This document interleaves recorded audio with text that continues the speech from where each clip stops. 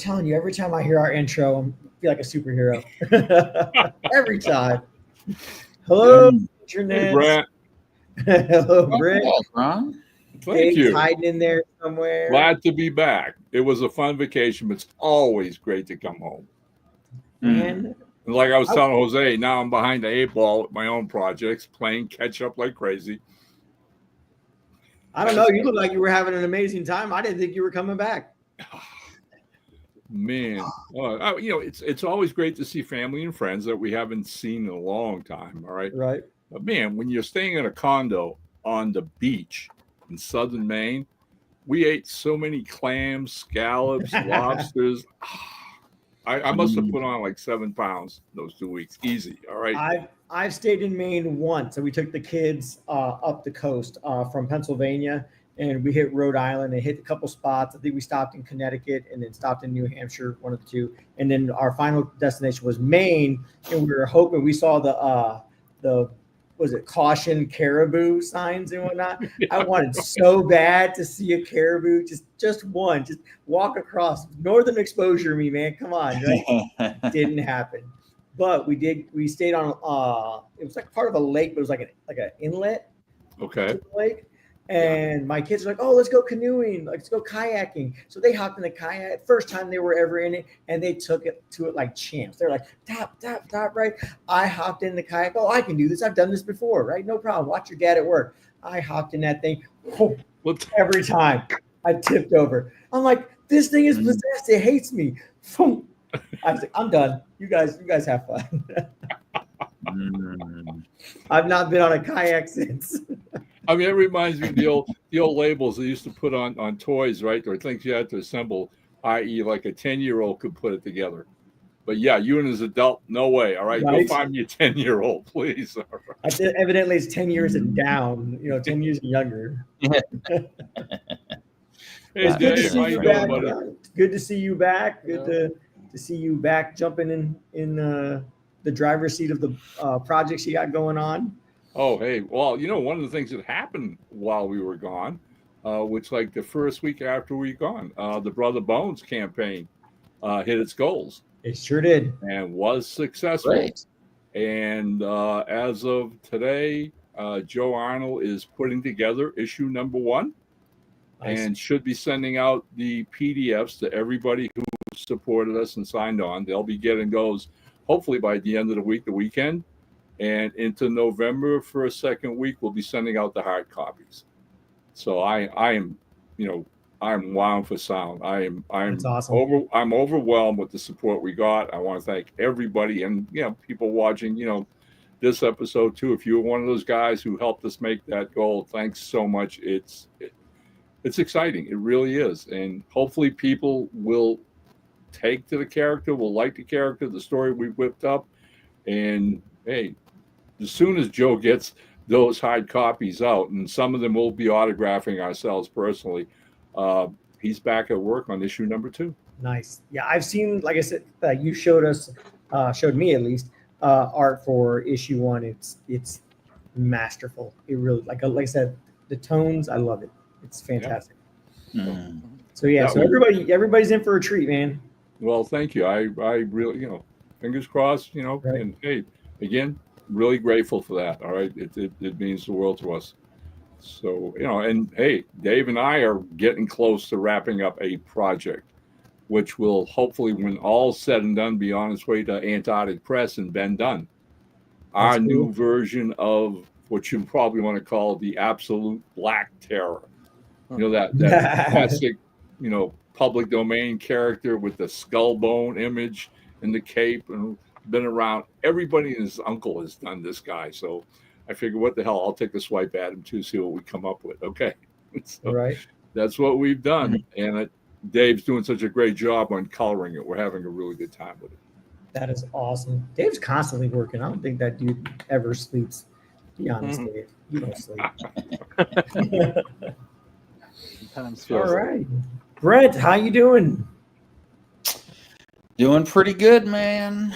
Just doing my thing, I guess. So what's on the horizon? What do you got coming out next? Oh shoot! Actually, Kalis issue 4. The art is just about done. It's been completely inked, and it's very close to being completely colored. So that'll be ready to go. Nice. That's Kalis. Achilles has landed issue 4, which is the second arc. So, and I am putting the finishing touches on the script for the third Kalis arc, which is called T-5. And that's going to be a 3-issue arc. And after that, there will be another 3-issue arc, and then that'll be the end of the series. So, yeah, we're starting to move into the end game now. So, I'm making sure things are really happening, which is man. How does that feel? You start getting towards the end of something. You start seeing like climaxes and lines and threads start coming together. It's like, man. Yeah, there's a lot of that. And then I just have to temper myself and say, okay, if we're going along the same pace that we have been going, I could very possibly hit 60 by the time it all happens. Okay. We're, the end game is a very, very long game. So, yeah. You know what I think of, and I don't think of it in a negative way. So want everybody to get that and understand it. All right. I know how old I am. All I have to do is look in the mirror every day and see my grandfather looking back at me. Okay. That's a done deal. That's a done deal, which is a man I absolutely loved and adored, by the way. So that's a familiar face. The kicker is I'm working on all these projects, and every now and then, I'll finish a script of the 5 or 6 ongoing series and get it out. Then got to check my roster and say, okay, so what script do I got to face now for what this or that? And always trying to stay ahead of my art team. All right, make sure they have got a script in hand. So again, it's that thought though about, well, how many issues left in this series storyline? Okay, how many issues left in this story? Days go by, and I think all of us will agree, especially for independents. I mean, even small outfits like Silverline, it takes a while to get an issue done and out there. Okay, from writing to drawing to promoting, funding, and all that. And I'm like, dear Lord, let me wrap up all of these before you knock on my door. It's like what Brent just said. Okay, I just want to finish what I've got on my table right now. Okay. And maybe curb my enthusiasm of starting something new, maybe like wrap up 3 or 4 of them and get them out. And then maybe, if I'm still kicking, look at starting another project or whatever. But you know what, guys, we do what we love. And, it's like, who was the writer who created, the Boston Private Eye series? I'm trying to think. And the guy died working one day in his office. His wife walked in and he was dead at his table in front of his PC, just slumped over. And hey, not a bad way to go. Doing what you love. Doing what you love. I might be wrong, but I was Robin Parker. Robin Parker. Yeah, I'm pretty sure I was told that Joe Kubert was still working on pages when he got like in the hospital, still like, bring me my stuff. You know what I mean? Yeah. So that's the goal. That's the dream. I think that's beautiful. I think that's absolutely beautiful. Okay. I mean, yeah, that's the gift you have in this world. That's what you share with the world. All right. That's what brings you joy and satisfaction. And again, to think that that's the last thing you do in this world, I think that's awesome. Okay, bravo. Like I said, all I ever said about anything that I do, I want, when I pass, I want people, or I want my kids to be proud of the work that I've done. You know what I mean? I want my kids to be able to, yeah, dude, my dad did this. Like, how flipping cool is that? You know what I mean? That's really, if the Lord takes me home today, I want my kids to be able to pick up my work and say, listen, my dad did this. I'm proud of him. You know what I mean? I don't have any kids, but I will admit, You want a couple of mine? I'll lend them to you. We're having a sale. Okay. Yeah, just for the college age years. Yeah. It struck me that I have never actually told anyone how I'm ending Kalis. I have it pretty well mapped out, but nobody would be able to find my outlines. And so Ooh, I'm like, ooh. no, if I don't finish this, then I will throw dozens, seems nice, several people into a lurch because they won't know how it ended. And so I'm like, well, okay, what does this mean? Should I write all the scripts first and just try to do them all in a rush? Except I appreciate the break that I have in between scripts because the Right. story actually kind of morphs a little more each time I take a break. So I'm like, well, shoot, I guess I just got to keep hitting the veggies and taking more walks. And Right. hopefully that will all add up to this thing finally being ended in a way that people find cathartic. And I like. Brent's the one with the murder board that has all the red strings all crisscross and all over the place on it. Yes, color coded. All That's right. Nobody knows what the code is. Hey, Right, but it's all color coded. I'll tell you guys a story from my publishing experience and running Airship 27 about 5 or 6 years ago. Had a good friend from Kentucky named Mark Justice, who was a morning DJ. Right. I mean, this guy had such a joie de vivre. He loved life, all right, and being a morning DJ, he was sharing his bad jokes all the time with me, all right. And the guy was just awesome, and he loved to write. He was a really damn good writer.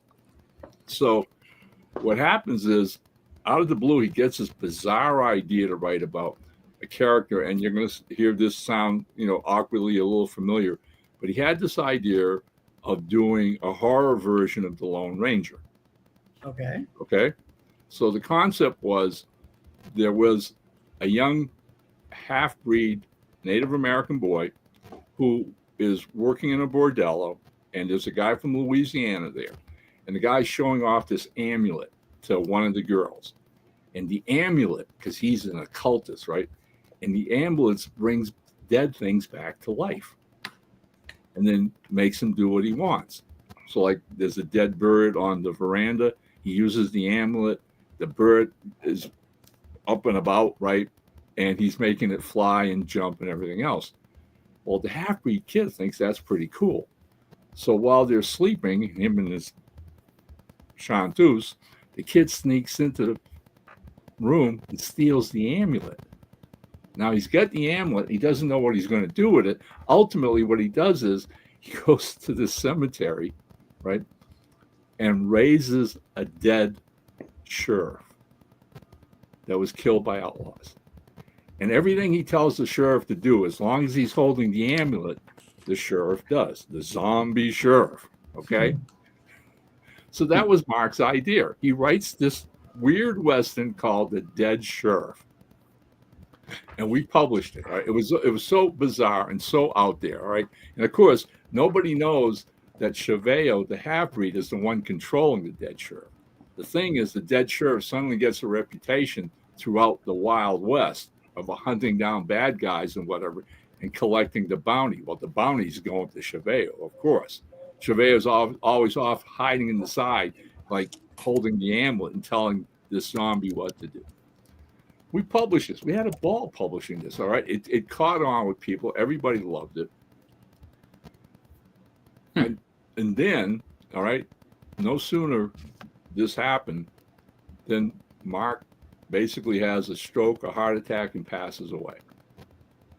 Lose a friend, gone. Hey, we published his book. We're happy to do it. A couple months go by, and I get an email from his wife. And she goes, Mark was really happy what you guys did with The Dead Sheriff. She said, did you know he started a second one? And I went, no. How far did he get? She said, well, she said, I have the manuscript on file. Would you like to see it? Please. She emails me. He basically got halfway through a second Dead Sheriff adventure. So I got back to her and I says, I said, Norma, I says, we'd love to publish this. I said, I'll find somebody to finish it and we'll publish it and we'll give you the money. My pleasure. Okay. I just love to see another dead sheriff. All right. And dedicate it to Mark and his life and his legacy. What you're talking about, Jose, right? You're right. So Absolutely. the kicker is my art director, Rob Davis, is like, so who are you going to get to write it? I said, well, you know what? I'm going to read the first half and see who, what style it best suits, like the half dozen writers we have working for Airship 27, who I think would fit. Well, I'd forgotten how much I really enjoyed the first book, and I'm reading the second one. And I'm within 3 or 4 chapters of reading the second one and laughing my fool head off, right? And going, hey, Mark, this is insane. I love the twist and what he used, everything else, right? To the point where by the time I got to that end where it stops mid gun battle and everything else, right? I realized, nobody's touching this but me. Okay, I am doing this, okay? And so for the next month or so, I wrote and finished The Dead Sheriff, #2, what they call it, Cannibals and Bloodsuckers. And it was about, I made it as bizarre as the first half. I showed it to Norma. She flipped out. She absolutely loved it. We got it published. And a lot of our friends and people who knew Mark. Well, the point being is that whole series took off enough where we had other writers come. And we have now done a total of 5 or 6 Dead Sheriff novels. That's and we awesome. changed the series title to Mark Justice's Dead Sheriff. That's cool. So yeah, so there's legacy. Brant, whatever you leave, somebody will get their hands on, who knows? I don't know if I like that idea. I don't like the idea of anyone touching my stuff. See, I'm selfish enough. I once told my wife, when I'm gone, I want you to take all my files, all my manuscripts, and put them in the coffin with me. Right? Please, right. Immediately go get them, put them in the coffin. Nobody touches my stuff. That's it. Yeah, like I heard Dave Chappelle tell a story like on his comedy thing. He was like, my wife was like worried because he got attacked and whatnot. My wife was worried that something was going to happen to me. I said, listen, here's the key to my safe deposit box. It's like you were covered, right? And so evidently she got the key and whatnot. And then I guess like a week later she comes back mad at him like, there's nothing in that safe deposit box but like one notebook. He's like, you went and looked in the safe deposit box? Yeah. Like, it's only this notebook with a bunch of jokes. Like, I'm telling you, take those jokes and read them exactly how I have them written, and you'll make millions. Oh, that's crazy. Man. That's what I think when Brent says like, no, I don't want nobody touching it. Yeah. I've written some other things that other people can have, but I don't know. Kalis in particular, I'm just like, okay, look. Right. It has been, I think the first Kickstarter was 2019 or 2020. And I'm like, I'm not saying it's the best thing ever written, but it is kind of mine. I feel very much like, okay. So you do have a child. That's right. That's there you right. Go. Right. Yes. Totally. I torture it daily, or at least working on the scripts and mangle it into my own image, my own infernal image. Right. I want to say, Pops said hi. Hey, Pops. Like, hey, Pops. Pops always keeps us running, keeps the machine greased, and keeps the machine moving. Maybe he's giving us a hint that we should look at the theme that maybe dropped on us. All right, let me add one more. Got Zaz. Zaz says, what's up, all? Not much. We're doing well, and we have an interesting theme. The theme for tonight that we have completely circumvented up until this point is best Halloween comics. I know that got me thinking too when I saw that. I'm like, I named some pretty good horror themed comics last week, but Halloween, I can only think of, honestly, I don't read a lot of comics. I really kind of keep my reading collection really small, but I will say I have on several occasions picked up the Archie's Halloween special from the supermarket, and I've not found anything that's like super new, but it's always like the collection of the old Halloween stories, the trick or treating, the haunted. Was it Moose stuck in or going to stay the night in a haunted house, and Archie taking the girls and whatnot. It's like it's fun. It's fun for the whole family. That's kind of what I like. I mean, I'm not a big horror guy. I do like certain things. I do like more macabre style of horror, I guess, but not overly gory, if that makes any sense. Mhm.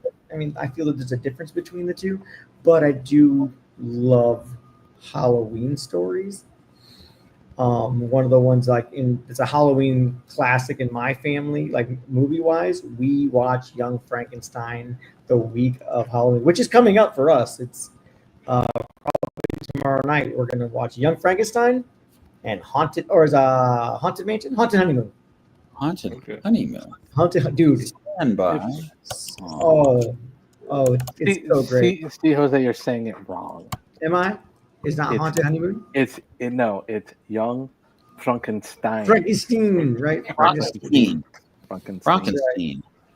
Now- So now- you're a fan of Mr. Gene Wilder, it looks Yes, like. I absolutely am. Yes. Mm. Now Mm. that particular film, all right, and one other are my two all-time favorite comedy horror films, all right, and the other one is the classic Abbott and Costello Meet Frankenstein. Yes. Mm. That's on our list too. If that's playing, I have to stop whatever I'm doing and sit down and watch it through. Yes. All right. And a little known trivia fact about that film: it's only the second time Bela Lugosi actually played Dracula. Really? Yeah, he played him in the first, obviously, 1938, Todd Browning Dracula, but he never played that character again on film until they did Abbott and Costello Meet Frankenstein. So, Wow. there you 'Cause go. he wasn't it in Daughter cracks me up of every- Dracula either. What's that? He wasn't in Daughter of Dracula either. He was. There were a few scenes. Now that's one of my But were- all-time favorite horror. Daughter films. of Dracula? That's Yeah. a great story. Oh, so here's the kicker: they edit them out. They cut out those scenes. Oh. All right. He showed up to do a couple cameo appearances. All right. They had one or two scenes early on, but it didn't work with what the writers wanted, which was to pick up from where Dracula left off. Right. And they had this concept of her showing up and finding his body. All right. Which why it didn't deteriorate, I have no clue. Right. But eventually bringing it out into this, nighttime woods and burning it, while at the same time she's holding a cross, all right, now being a vampire, and she's holding it away from her over his body, and basically in her, Hungarian accent, may you find the peace you never had in this life. He's going up in flames. So that couple scenes they did where she has a flashback of talking with her father, i.e. Lugosi, Right. and they figured it would mute that whole opening narrative, so they cut it out. I There you didn't know that. Yeah. Oh. I You get wonder to if be my he- age, Jose, you get a mind full of trivia, let me tell you. Yeah, I didn't even know there was the Daughter of Dracula. Oh yeah. The only yeah. reason I knew about it to begin with was when I was younger, and when I say younger, I mean, elementary school, middle school. I found at our local library they had the Universal Monster books, right? And they weren't like this thin, right? I mean, they were probably 16 pages. They were hardcover. Some of them were purple, some of them were orange, but I read through every single one of them. And so it had Dracula, Frankenstein, daughter of Dracula, Bride of Frankenstein, the Mantis. You know what I mean? It had King Kong, Godzilla. Like it had all of them. Phantom of the Opera. That was my first introduction to Phantom of the Opera. And then when I realized the actual musical Phantom of the Opera was nowhere, nothing what was in the movie, it blew my mind. Oh, dude. No, the classic Universal one, it's good to me, right? But the Broadway Phantom of the Opera, nothing holds comparison to it. I've seen it 3 times, right? And even then, I couldn't explain to my wife with enough like detail and enough love for her to understand just how amazing it was. And then when we took the kids to Europe at the beginning of the year, we went to the Queen's Theater and we saw it on the Queen's Theater, and my wife practically bawled throughout the whole thing. But like afterwards, she's like, "You're right. There's no words that you could have said that would have accurately described how amazing that was." I like yourself. I have seen it twice on stage. Yeah. Once in Boston, and I believe once out here in Colorado. And like yourself, I'm a huge fan. The score, the musical score, Oh, all right, man. it blows my mind every time I hear those songs from there. They're just so powerful. It's a really, really awesome production, and the guys who put it together were bloody. My kids have been able to sing the entire like musical, all the songs on the musical. They've been able to sing those since they were probably in diapers. Wow. That's how often I've played it. That's how often we've watched. Like we've watched it. We watched the musical. The musical movie one with Gerard Butler. Yep. You know what I mean? Oh, Like, yeah. That was even phenomenal. But Yeah. man, nothing. Agreed. Yeah, it's Just- an awesome musical. It Again, really like is. I said, I cannot put into enough words just how amazing that musical is. That's how much I love it. Right? I've seen it 3 times. Okay. Now going right. back to the Halloween Yes. comics, okay? Like yourself, I can remember growing up, in the late 50s and early 60s when we still had like comedy comics. Like DC would do Bob Hope comics, Jerry Lewis comics, those kind of things, right? And every once in a while, especially for holiday seasons, you'd have a Halloween theme. Right. All right. And I remember those, like you remember the Archie comics. But I would say my all-time favorite Halloween themed comic, and it was basically a series that DC did, and that was the Long Halloween. Halloween. All right, with Tim Sale, right, doing the artwork. And correct me if I'm wrong, because I haven't picked it off. I have it behind me on my shelf. Jeff Johns, I believe, wrote I it. thought it was Jeff Loeb. It's Right? Jeff. Jeff Loeb? Okay. Jeff See, Loeb. that's where I got it confused. But thank you. And I mean, I bought it for Tim Sale's artwork, and honestly, I think it was the best depiction of the Scarecrow they've ever done. Oh yeah. All right, because I think he's always been an underrated villain in the Batman's Rogues Gallery. So it definitely takes, at least my position as the #1 Halloween themed comic book out there. And happily, they collected the whole thing into this massive graphic novel.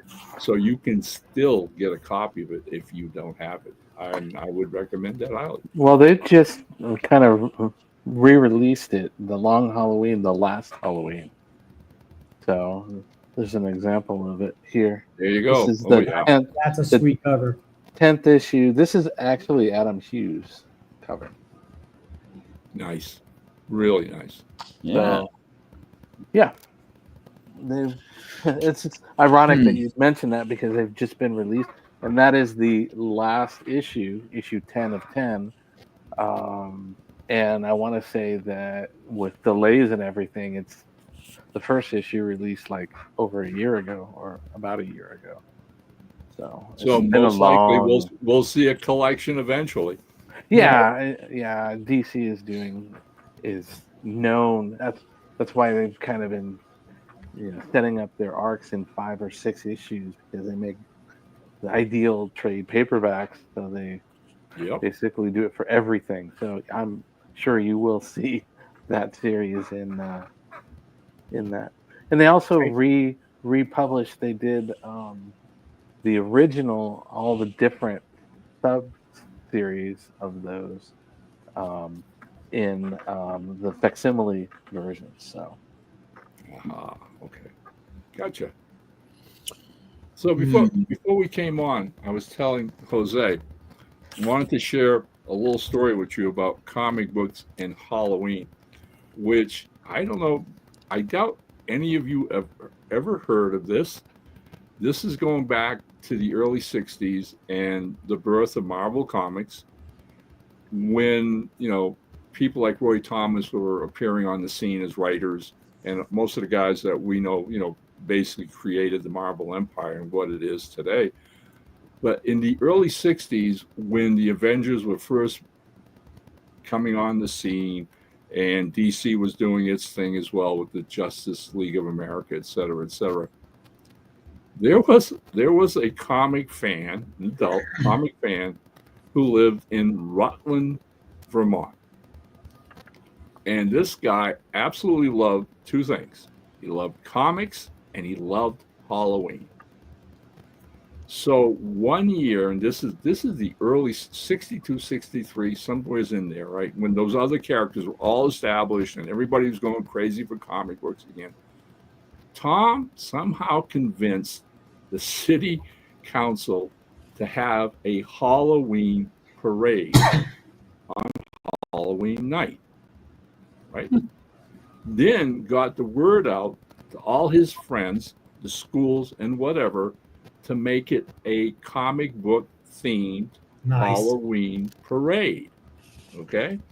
So for the first time ever, we had what we now know cosplayers. Young boys and girls in Rutland, Vermont were reading these comics and their parents making the costumes. And so you had this full-blown night, Halloween night, Halloween parade in Rutland, Vermont. And Tom gets all kinds of pitches. There's this huge article in all the New England papers, and the word filters down to Roy Thomas at Marvel. And Roy is absolutely taken with this whole idea. All right. So the following year, all right, this is going to now become a staple in Rutland. They're going to do this every year. Okay. That's cool. Roy sits down with Stan Lee and says, what do you say we write an Avengers story that ends up in Rutland during the Halloween parade? And so they do. It leads up. Something happens. The villains show up in Rutland just in time for the parade. The real Avengers show up, find themselves faced with cosplays for the first time. All right. I mean, it's absolutely hilarious. The kids don't know they're the real Avengers. They think, wow, that's a cool costume, whatever, right? And they actually even drew Tom in the story. Okay. Well, when that issue came out, just prior to Halloween, everybody in Rutland went crazy for it. All right. Right. And literally, he picked up the phone, called Marvel, and basically they asked Roy and other people, writers and artists, if they would like to come up and be guests of the city council and ride on the floats on Halloween parade. And I don't know if that parade is still held to this day, but it was like about, I don't know, 20 years later, once, I matured, grown up, gone to, Vietnam, come home, all this good stuff, that I ended up in Rutland. Got an invitation to do a convention up there and actually met Tom. We've since gotten to know each other via correspondence and became good friends up until he passed away. And I think after he passed away, there was no real, support or, any fire behind the parade. I don't know if it's still going. It might still be going on. I don't know. Let's see. I thought it said it was still going on up until at least last year. I see. I mean, that's the tradition that Tom Fagan started. God rest his soul. All right. And I think it's absolutely amazing. All right, that he pulled that off. And for comic fans, for all of us who are reading comics, that's how I first learned about it in the issues of the Avengers. There's a Halloween parade in Rutland, Vermont. That is too cool. All right. So yeah. Guy's a great guy. Rutland Halloween Parade tradition rolls on. This was an article 2 days ago in the Rutland Herald. Yeah. That's crazy. That's flipping cool, man. Yeah. All right. Road trip, Dave. Road trip. There you Come go. pick me up. Yeah. Oh yeah. Yeah. So I had a great time, meeting Tom. I'll tell you one more story about Tom. because, like I said, we become correspondent friends before I got into the business and went up there. So after I, started writing Terminator and Green Hornet, Tom writes me a letter one time, and this again was before email and the internet. But he's telling me that he met this young 13-year-old kid who really loves comic and loves to draw, and he's encouraging him to go to art school, to continue his, and I don't think he was 13, I think he was like 15, 16 at the time. But anyways, he told me, he says, you're going to hear this kid someday. And his name was Frank Miller. So Tom, again, was another inspiration. Not that Frank wasn't doing this by himself and loved it, but you have to wonder if even that parade, Right. which again, Frank's from that area of Vermont and probably attended many of those Halloween parades growing up, became an avid comic book fan, wannabe, and becomes who we know, a legend in the business himself. Right. That's cool. So you never Man. know who you are going to touch, but what you do, and the stuff you put out there, and influence people, inspire people, and they go after, they create their own dreams, and like one level to another. They say that old line about we stand on the shoulders of giants. I totally agree with that completely, and I kind of experienced that sort of a couple shows ago when I had somebody come up and tell me that the words that I said to him inspired him to keep pushing on through art school. I was just like, whoa, like I still feel, and I'm sure everyone will probably agree with it, I still feel I'm kind of like a nobody when it comes to the comic book biz. Still new. I don't feel new. I feel old. But I did just have a birthday recently, so Happy birthday. thanks. Yes, the belated happy birthday, Jose. Yeah, any day now I'm gonna get my cheaper coffee at McDonald's. Just Any day now. Did you just turn 40? I just turned 50. Wow. Whoa, okay. That's a landmark. Yeah. It really is. I turned 50 in the air. I was on my way to New York City for New York City Comic Con. Nice. So, yeah, and my wife and I went to a nice place to eat, and we had Cheez-Its as an appetizer.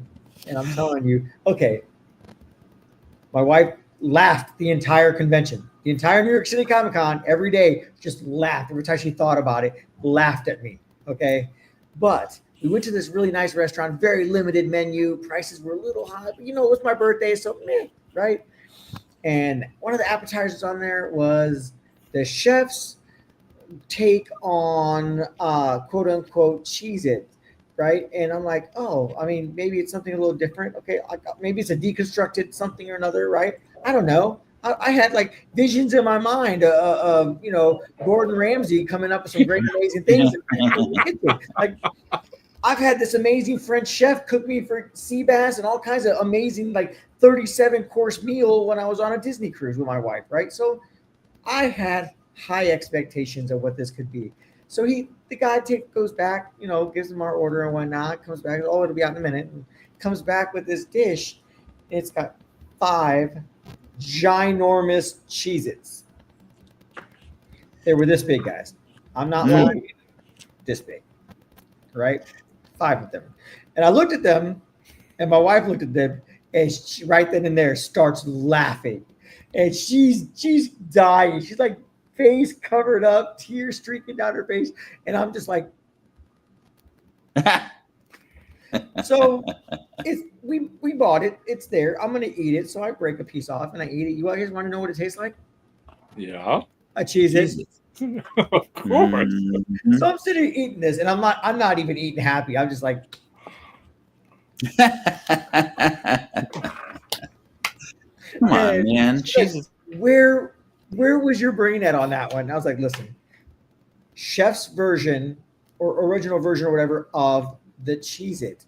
I thought it could have been like something, at least like maybe some sliced like specific kind of cheese, goat cheese, like fried or something like that with some seasonings and stuff like. I really thought that's what it was. And then after we eat those, right, then the guy comes. I was like, "Oh, would you guys like some of our monkey bread?" And we're like, "Monkey bread, you say? What are you speaking of? Talk to me about this." Like, oh, we take croissants and we cut them up into chunks and we put them in this dish and we add garlic butter and herbs. You've and never whatnot. had monkey bread before? Monkey bread I had was sweet. This was a savory. Oh, okay. I never had a savory monkey bread. Okay, Right? no, I haven't. I've had sweet monkey breads a lot See? of times. Yeah. Yeah, I've had that. That's amazing, and I will Yeah. just inhale it like it, Oh, cinnamon buns all Oh, put together with. Oh yeah, right. crazy. But like I was like, dude, why is that not on the menu? You could have said that first. And Yeah. again, my Can I wife, swap my the wife cheese? is just sitting here like this, laughing at me. So did you try it? The monkey bread? Of course we did. I inhaled it.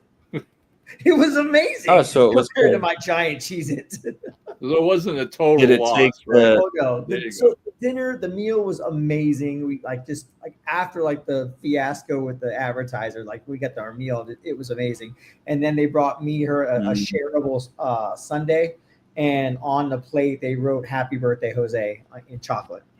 So it was pretty awesome. In the end, the whole ordeal, just that moment when those cheeses came onto the plate. They had to start you off at a base and go up Right. from there. I think it sounds like. So I know, Good digress. I story. apologize. It's a good story, Jose. It's a good story. Oh, Ooh. I don't even have to talk about the story. I just tell my wife, "Cheese it," and she'll start laughing again. It's like, yeah. Well, you can just kind of say Cheez-Its are kind of orangish, so that follows Right. the Halloween Oh. pumpkin theme, right? See, look at you, indoctrinated there, Dave. I appreciate And this that. was in New York, right? This was in New York. Said Mm. flew into New York. Okay, for New so York City I'm Comic assuming Con. the appetizer was $50 or something like that. It was, I think, 20 actually, which was awfully to me. It was awfully $20. expensive for an appetizer. Like the meals were a little pricier than that. Yeah. And New York was great. I had an amazing time there. New York is crazy. The people there are crazy. I live in I feel grounded, down to earth, retirement community town, in Florida. And to go from here where everything's baseline and whatnot to New York where everything's amped up by 27 to 40%. And just most of the time, my wife does not like cosplayers, and she'll be like, "Those people are weird." I was looking at regular people going, "Those people are weird." They're cosplaying a stressed out person. Man, I'm telling you, it was, like I said, as a whole, great experience. If I have the opportunity to table at New York City Comic Con again, I absolutely will do it again. But it was definitely an experience. well, I did it one year. It was fun. I had a ball. Right? A lot of fun. A lot of fun. Yeah, me and my wife at one point stood above the Concord, and because there's the section where goes into the main hall, the main big exhibitors area, and there's the stairs down in a concourse, and then another stairs or escalator that goes into the artist alley. Well, that concourse, we just saw a bunch of people. My wife's like, "How many people do you think are on here? Have come through here?" She goes, "I think it's 10,000 people." I was like, "No way! It's got to be 6 or 7." We looked it up online. It said by the end, 200,000 people passed in and out through there. Wow. That amount couldn't even register in my brain. That's a lot of people. That's a lot of people to come up to my table. It's a lot of people to just have eyes on my artwork, has eyes on the Silverline books that I've worked on. It's pretty awesome. In the end. And I still think that New York is slightly smaller than San Diego. I think San Diego is still the largest. Yeah. My wife mentioned that I should try to go to San Diego too. I told her she was out her mind. I was like, my friend Dave goes there with his wife, and he's out of his mind. So if you want us to go there, you're out of yours. Well, look at it this way. I at some point would like to at least attend New York. So Right. if you're tabling, then I would definitely see you, but hasn't worked out yet. So, Right? but maybe. Yeah, that's a road trip. That'd be a great road trip, Dave. I'm just saying. Well, we did go. We did go once to New York. With my wife has her main company is there, so she went there for training, and I went along as well. And typically when I go like on work trips and things, we also have an office on Long Island, so I made sure to make a trip there as well. Right. But typically when I go, I try to hit things after after the work day and stuff. So like when I went to Washington D.C., I would take the first day and I would go right down to the center, and I would go from here and walk all half to all the way to the end, to Walk the length of the Lincoln, mall. the whole central area Yeah. with Lincoln Memorial and all that stuff. And then the next day I'd come and go from there the other direction, and then like the third day I hit Arlington Cemetery. So I always try to make the most of it. Right.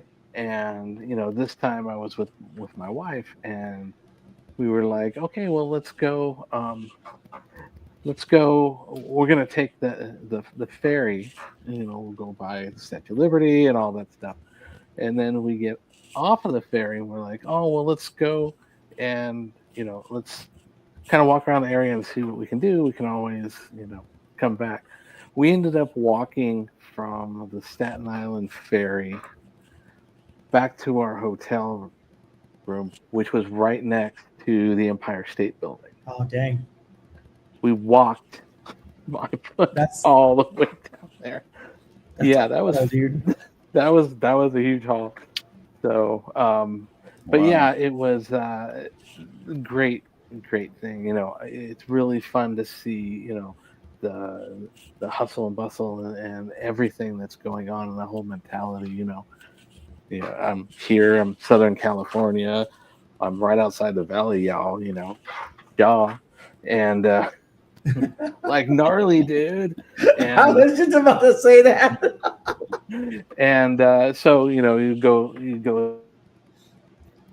in Texas for 6 months. So I saw that mentality, which is kind of like here's New York, here's California, here's Texas, all very relaxed, and in Austin and all this stuff. So but yeah, it's interesting to see what's going on, and if you try to make the most out of it, Yeah. you can get some really cool stuff. Now, for me with Washington, by the time I hit Arlington with all those Dude, hills, Arlington is a trek. To go my through. my I felt like I was limping for like 2 days after that from walking after walking a whole Washington D.C. And so yeah, and then New York, I'm like, didn't I learn anything from Washington? But it's always good. I've been kind of lucky in some of my travels to go different places. With my primary job. So I went to Singapore, and that was phenomenal. I got to see a lot of the different areas and stuff like that. So just kind of soaking up the things I would, from what I enjoyed in New York, I would like to go back there again, and Right. coinciding with Comic-Con or the like the winter weather. When we were there, they were just putting up the tree and all that, so there wasn't snow yet, but the tree was going up. Right. all We that didn't get stuff. to go there. Like I wanted to. Obviously, you go to New York, you want to see all the sites, right? And I'm like, convention sites. I Right. gotta put money for this. You don't end up doing it. That's No, you usually really, what happens. you really have to take extra time. Right. Yeah. I mean, the first year my wife and I went to the San Diego con, I mean, I was so busy. I had an agent at that time. And I mean, that whole trip was all set up for me to meet publishers and editors and whatever. And so, that weekend went by like a blur. So that next thing you know, you're on your plane coming home, and my wife is upset. because she wanted to go see the San Diego Zoo, and she wanted to go to Coronado Island, and all this stuff. Yeah. So following year, it's like San Diego time again. And my agent's like, "So you guys are coming back, right?" My wife looked at me and she goes, "I'm seeing the sights. All right, Mr. Fortier, you better understand that. All right, no more of this." And hey, by then, like I said, I'd gotten the gig right in Greenhorn and Tarmoner, so it wasn't that much of a demand. Basically, second year, I enjoyed it a lot more than having to hustle like I did that first year. And so we actually took, like, I think a Saturday afternoon and went to the zoo. And then we took a cruise across, the bay to Coronado Island. And we had a great time. It was awesome. San Diego is a really beautiful city. Now, I've been to New York a few times at different cons, and I've been there on a bus tour. My wife did. We did that. We actually got to see sights. But the one experience I'll always remember about New York, because it lives up to its height. Yep. And I was going down there with a bunch of comic book guys from Maine. There's 4 or 5 of us, and one of the guys had a car. None of us had ever been into the city for a con. And so we left from Maine, picked up a couple of guys along the way. They stopped in New Hampshire to get me. And here we go, driving south, following this map. And now it's like 1:30 in the morning. Ooh. And we're looking around, and basically, you can see New York, you can see the lights. And I don't know what part of the city we came into, but we're not in downtown. We're not anywhere near the hotels, okay? So we're like by the pier, and we're driving around, and we keep like going in circles, okay? That isn't all that bad as much as it was confusing. Now it's getting like about 2 o'clock in the morning. All of us, the driver's cranky. We're all, let's get to the hotel. We want to get a good night's sleep, blah, blah, blah. The con was at the hotel. So finally, we turn a corner, and he takes a different turn, right? And we end up in downtown Manhattan. Just like that. You turn this block, right? And suddenly, 2 o'clock in the morning, there's 100 cars on all sides, cabs, horns beating, and this poor guy who's only ever driven in small towns is now grabbed the wheel. What the hell? We're all like, oh, what the hell? What's 2 o'clock in the morning, guys? All right, and they say it's the city that never sleeps. It don't. It gets livelier after the sun goes down. Absolutely crazy, and literally, we found one of the guys. That's the hotel. That's the hotel. How am I going to get over there? I got 2 lines of traffic. It's amazing we didn't die. All right, just pull up in front of it. They got some guy, a valet. All right, that's it. We just got out, went in, take the car, get out of here. But yeah, driving into Manhattan at 2 o'clock in the morning, and I swear to God, you think it was noontime. All right, it was just insane. That's New York. That it goes absolutely all true. the time. It was crazy. Like I said, it was wild. I mean, I'd do it again. My wife loves New York for some reason. During COVID, she drove into New York because she was one of the people because she's a midwife, she has her license out of New Jersey, and she was able to, practice in Pennsylvania. She had her license to practice in New Jersey, but she was considered essential. So she's like, you know what? I'm already in New Jersey anyway. I'm just going to drive all the way into New York. I want to see what it looks like right now. And it was a ghost town. She FaceTimed me. I'm like, what are you doing? She's like, I had to see New York. She stood on, Broadway with all the theaters and whatnot, and the signs for the different theaters and stuff like that. And so when we went this year, she's like, yeah, I was standing right here, and we stood just tons of people. Like this Times Square when she was there, like crickets. That must have been spooky. That must have been really weird. Yeah. Every zombie movie you can think of. There it is. There it is. Totally. Like, that is a scary story to me. Like, honestly, to go from there and then realize because I've been to New York City Comic-Con before, but I didn't get to go around and look at like everywhere else. So like when me and my wife went walking to go get food, because you walk everywhere in New York, right? We went to Times Square, and that place is lit up like daylight. Yeah. Like, you probably could get a suntan off the lights from Times Square. It was crazy. Most likely. Man, Oh. like I know tangent and divergence, and we were all over the place tonight. And we're talking about Halloween books for a minute, and Well, with me, it's like I didn't really follow a lot of Halloween books, but I like a lot of the takes. I like to see a lot of the artwork and the custom covers that are put out in Right. Halloween. I really like some of the stuff that Chrissy Zulo does, oh man, and Frank Cho does some really nice stuff as well. So there's a lot of very interesting. They turn Nathan Zerdes also, but they term those as spicy covers because right. they're kind of your pumpkin spice type things. So I love to see a lot of the different takes and a lot of the some of the Elvira and Harley Quinn type, just a lot just different things that promote the season and all that. Right.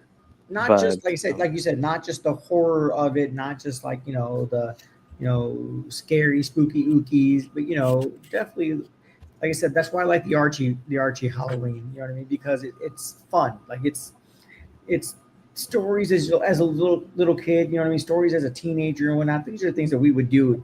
Just the dumbest things we would do for and to each other. You know what I mean? Oh, dude, I bet you won't stay the night in that scary haunted house.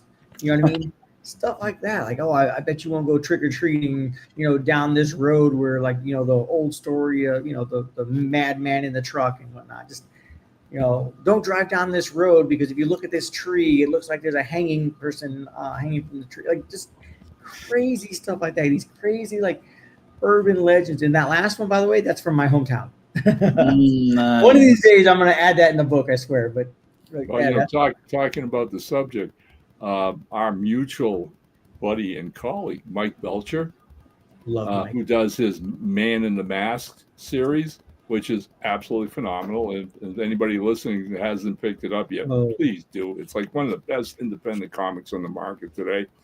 But anyways, he got into the habit of doing a Halloween issue every year, a Man in the Mask seasonal issue. Yeah, right. And they're a riot, okay? The kicker is, I think the second one he did, right, he emails me and says, hey, the new Halloween issues, coming out. I'll send you a copy. He says, I got a surprise for you. Okay. So I get the copy, right? And sure enough, it opens up with, Tommy's hometown. It's Halloween Eve, right? And Beggar's Night, what they called it, my town. And the kids are out trick-or-treating. And I'm watching these kids running across the street. And I'll be hanged if there isn't this little, like, 8 or 9 year old in a Brother Bones costume. That's cool. Mike, you rascal. All right. So, yeah, there you go. See, those are fun. Mike does great. If you guys have not, like Ron said, you guys haven't picked up any of Mike Belcher stuff, check it out. Like him and Aiden, dude, they do. It's just fun. Their art style, it's. Oh, he's got the golden age. Yeah. It's absolutely amazing. Absolutely mind-boggling. Yeah. The fellow lover of JSA, Justice Society, and All Star. Oh man. Good guy. He's in a pop. But yeah, checking it out. Like I don't know a lot of people that have been doing like that classic, Halloween book. You know what I mean? Yep. Not all the horror, blood, and everything, but the classic Halloween story, trick-or-treating kids, the hero coming in. It's what we grew up enjoying. Exactly. Going out on Beggar's Night, coming home with, bags full of candy and it's going to rot your teeth. Oh, yeah. I was one that sometimes if Halloween wasn't a secret dentist invention. It might be. All right. Hey, let's just say, any final words? What's our theme going to be for next week? Man, that is a valid question that I don't know the answer to. Okay. I'll keep you guys posted. All right. Thank you for catching us on our motley stream of stories and barely touching our subject, everybody. Very, very side tangents. Right. But yeah, you know what? Hey, happy Halloween to all of you. That's right. We're just a few days away, right? So yeah. That's Yeah, right. I'm excited. I won't be trick or treating though. My daughter has a football game. It's her last football game for the season, and she's part of the marching band. So I want to catch Guillermo del Toro's new Frankenstein movie. ooh, Ooh, Yeah. man, that looks like it's going to be awesome. yeah, I'm excited for that as well. All right, catch us next Tuesday at 11 Eastern. And what time was it? Mountain? You're on Mountain Time, aren't you, Ron? Mountain time here, 9:00. 9 o'clock. All right. Catch our Wednesday Whammers at 9 o'clock Eastern. And I don't know what that is Mountain Time. Was it 9? Like 9, 10, 11. So that'd be Be 2 hours back. almost 7? 7, Seven. yeah. Yep. And Silver Sunday at 8 o'clock, which would be 6 o'clock Mountain Time. I'm getting the hang of it at the end. So until then, thank you, everybody. And as we say at the end of all our streams, make mine Silverline. Hey everyone, this is Jose Marzan Jr., anchor for Marvel and DC, and make mine Silverline.